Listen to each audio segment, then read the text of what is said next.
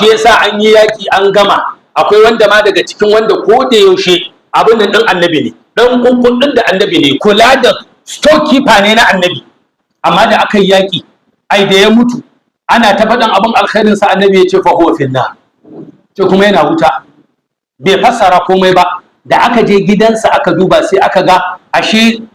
abin nan store din da yake gadin kaya in an zo an aje, ya ɗauki wani bargo da yake so ba tare da ya nemi izini daga annabi ba, ya ɗauki wannan bargon ɗaya ba, shi ya ɗauka ya aje, sahabi kuma mai security ɗin annabi, amma annabi ya ce fa huwa finna, yana cikin wuta. Sannan wani daga cikin sahabbai shi ma an yi yaƙi, an yayi fata-fata da arna,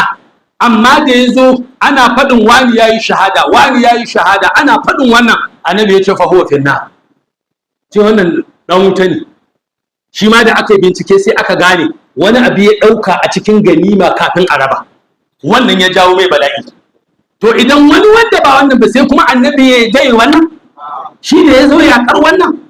kaga ba zai yi ba. Ma kana li nabiyyin an yaghul, ba zai taɓa yiwa ba ga wani annabi ya ha'inci. Wa man yaghlul, dukkan wanda ya ha'inci ya ati bima ghalla yawmal qiyama, zai zo da abin da ya ha'intan a ranar alkiyama. Dan Allah yanzu ka ɗauka shugabanninmu tun daga mai unguwa,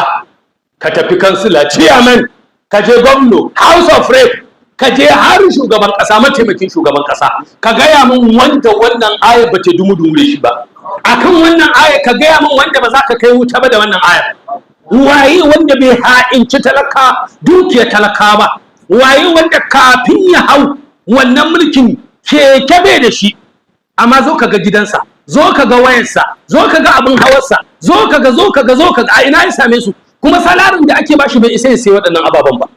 Ka je ka ga yadda 'yan majalisu ake kasafin kuɗi na allowance duk a wata mutum ɗaya, karsa gidan uwa za su kai wannan kuɗin. Al'umma na mutuwa da yunwa, amma mutum ɗaya salari bancin wannan riguna ɗinka musu ake set, amma kuma duk wannan bai hana an ci amanar talakawa ba. Dan Allah, in wanda ya ɗauki bargo cikin dukiyar al'umma,